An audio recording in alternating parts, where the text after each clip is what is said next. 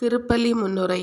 நமக்குள் உறைந்து கிடக்கும் மிகச் சிறிய அளவிலான இறை நம்பிக்கை இவ்வுலகை மாற்றும் வலிமை மிக்கது என்பதை இன்றைய திருப்பலி வழி இறைவன் நம் உள்ளத்திற்கு உணர்த்துகின்றார்.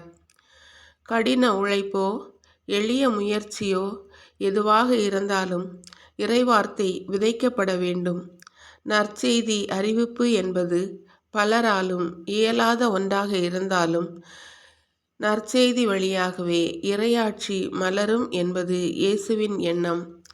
சிறிய விதை பலருக்கும் பயன்தரும் லட்சிய மரமாக மாறுவது போல நம் உள்ளத்தில் தோன்றும் சில உயர்ந்த எண்ணங்களும் லட்சியங்களும் உருப்பெறும்போது பலருக்கும் எண்ணிறந்த நன்மைகளை பரிசளிக்கும் வள்ளல் தன்மைக்கு இட்டுச் செல்கிறது.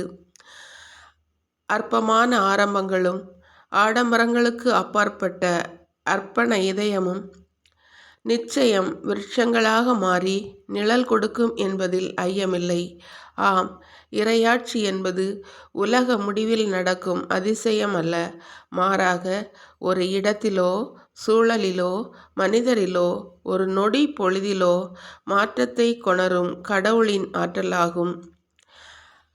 அது வார்த்தைக்கு சான்றாகும். இறந்தவர் பிழைப்பதும் நோய் நொடிகள் மாறுவதும் தீய ஆவிகள் முறியடிக்கப்படுவதும் இயேசு தம் சீடர்களோடு ஆரம்பித்த நற்செய்தி பணியாகும். இன்று உலகெங்கும் கோடிக்கணக்கான மக்கள் மனமாற்றம் அடைந்து கடவுளோடு கரம் கோர்த்து நடப்பது நம் கண்களால் காணும் அதிசயம். சிறு அளவு நம்பிக்கையை பெருகச் செய்து பலரையும் நம்பிக்கை வாழ்வில் நிலைத்து வாழச் செய்திடும் வரம் வேண்டி இன்றைய திருப்பலியில் இணைந்து ஜெபிப்போம். முதல் வாசக முன்னுரை. இன்றைய முதல் வாசகம் திருக்காட்சியாளர் எசேக்கியேல் நூலில் இருந்து எடுக்கப்பட்டுள்ளது. இன்றைய வாசகத்தில் இடம்பெறும் பகுதியானது தீயவர்கள் அழிய வேண்டும் என்பதை அல்ல, தீயோர் மனம் திரும்ப வேண்டும் என்பதற்காகவே அனுப்பப்பட்ட இயேசுவையே அறிவிக்கிறது. தாவீது அரசரின் வழிமுறையில் தோன்றிய இயேசு கிறிஸ்துவையே நினிகிளை என்று குறிப்பிடுகின்றார். இயேசுவை போல நாமும் கிளைத்து கனிதந்து சிறந்ததொரு கேதுரு மரமாக வாழும் வரம் வேண்டி இவ்வாசகத்தை கவனமுடன் கேட்போம்.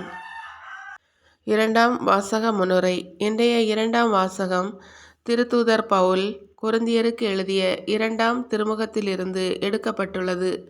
நம்மை நெருங்கி சூழ்ந்திருக்கும் பாவ சுவாபங்களையும் அற்ப சந்தோஷங்களையும் அனுபவிக்க ஆர்வம் கொள்ளாமல் தொலைவில் தெரியும் மிக பெரிய வெற்றி வாழ்க்கையை நாடி தேடி ஓட வேண்டும் என்பதே புனித பவுல் கூறும் தொலைநோக்கு நம்பிக்கையின் அடிப்படையாகும். இதனால் பாவ சுவாபங்களை விட்டு விலகி இயேசுவோடு இணைந்து வாழ்வதே தொலைதூரத்தில் தெரியும் நிரந்தர வெளிச்சம் என்று கூறும் இன்றைய இரண்டாம் வாசகத்தை கவனமுடன் கேட்போம்.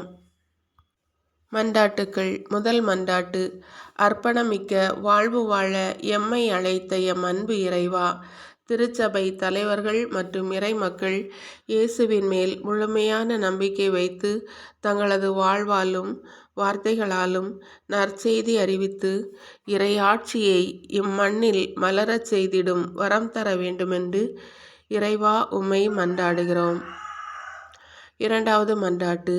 சிறிய நம்பிக்கைகள் பெரிய பலன் தரும் என்று மொழிந்த எம் அன்பு இறைவா, நாட்டை ஆளும் தலைவர்கள் மற்றும் அரசு அதிகாரிகள் நலிந்தவர்களும் கைவிடப்பட்டவர்களும் நோய் நொடியால் வருந்துபவர்களும் வறுமையில் வாடுபவர்களும் வளமும் நலமும் பெற்று வாழும் வகையில் ஆட்சி அமைத்திட வரம் தர வேண்டுமென்று இறைவா உம்மை மன்றாடுகிறோம்.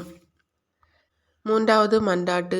நற்செய்தி பணியாற்றிட எம்மை அழைத்த எம் அன்பு இறைவா, இளைஞர்களும் இளம்பெண்களும் வருத்தங்களாலும் தோல்விகளாலும் வாழ வழி தெரியாது தவிக்கும் மக்களுக்கு வார்த்தையால் வலுவூட்டி வையகம் புகழும் வகையில் வாழச் செய்திட இறையழைத்தல் பெற்று நற்செய்தி பணியாற்றிட வரம் தர வேண்டுமென்று இறைவா உம்மை மன்றாடுகிறோம். இறை நம்பிக்கையில் நிலைத்து வாழ எம்மை அழைத்த எம் அன்பு இறைவா, இறை வார்த்தையை வாசித்து தியானித்து இறை உறவில் நிலைத்து அதை பிறருக்கும் பகிர்ந்து வாழ்ந்திடும் வரம் தர வேண்டுமென்று இறைவா உம்மை மன்றாடுகிறோம். 5வது மன்றாட்டு. கனியுள்ள வாழ்வு வாழ எம்மை அழைத்த எம் அன்பு இறைவா, அன்பியங்கள், பக்த சபைகள், இயக்கங்கள் போன்றவை இயேசுவின் நற்செய்திக்கு சான்றாக வாழ்ந்திடவும், மக்கள் அனைவரையும் இயேசுவின் உண்மை சீடர்களாக மாற்றிடவும் தேவையான ஆற்றலை தர வேண்டுமென்று இறைவா உம்மை மன்றாடுகிறோம்.